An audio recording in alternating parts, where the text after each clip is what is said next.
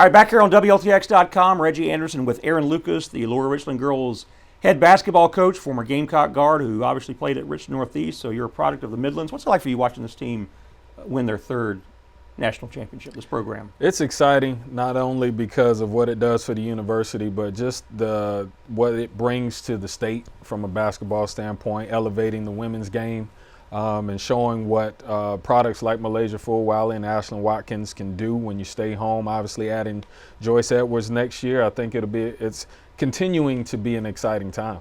When you look at today's game with Iowa, 87-75, the Gamecocks win it. I mean, Iowa made a couple of runs, which you thought they would, and after having a big lead early, but too much firepower from the outside for Carolina, too much rebounding inside. And the bench outscoring Iowa 37-0. That's pretty much a recipe for success, I would think. Absolutely. Again, when you're looking at the shooting percentages, South Carolina shooting 42% from three.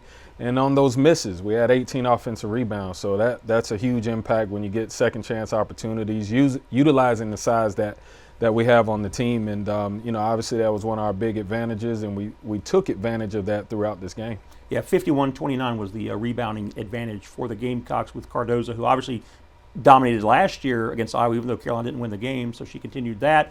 You throw in the three-point shooting from Tessa Johnson and Bree Hall, and Carolina's just to say they're a tough out. It maybe impossible out might be it's certainly through 38 games this season they were impossible to get out. Well, I think the only people that could have beaten South Carolina is South Carolina, and when you look at assignments, when you look at the ability to play free and play, multiple lineups, multiple players at certain times. So it's not a situation where if, Pau doesn't shoot well or Cardoso's not playing well, that they're limited. They actually almost get better when they start moving different pieces into the lineup. And, we saw that all year and continued on to the national championship. By the way, Raven Johnson's only field goal was that pickpocket of Caitlin Clark near the end of the first half that she scored to give the Gamecocks a 3-point lead. You really can't minimize that steal. She was 1 for 11, I think, played 37 minutes. But in the game of basketball, it's a funny game because one of your starters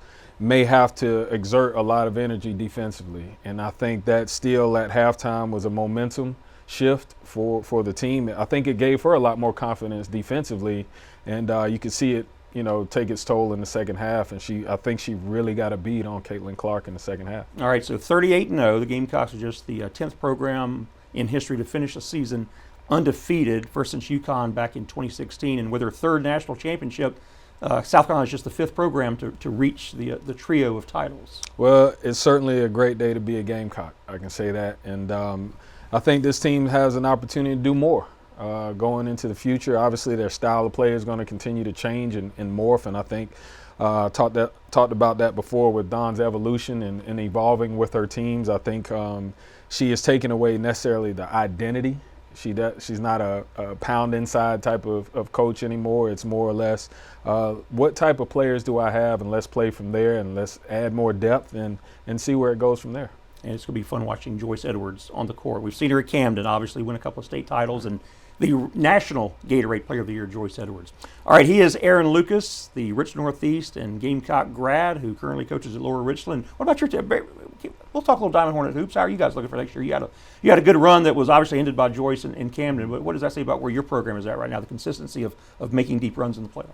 Well, again, we're trying to be consistent, trying to build a culture, again, trying to find different pieces each year and continue to develop. That's the one thing I enjoy about coaching in high school. You get an opportunity to take the pieces that you have and you develop them. And we still have a lot of young players that are coming into the fold and starting to, put their imprint on this program, and hopefully we can continue to build on it and move past the third round in Lower State and hopefully get a chance to have an opportunity to play in the state championship. Okay, you and another former Gamecock guard, JoJo English, over there at Lower Richland, doing big things for high school hoops in this area in the state.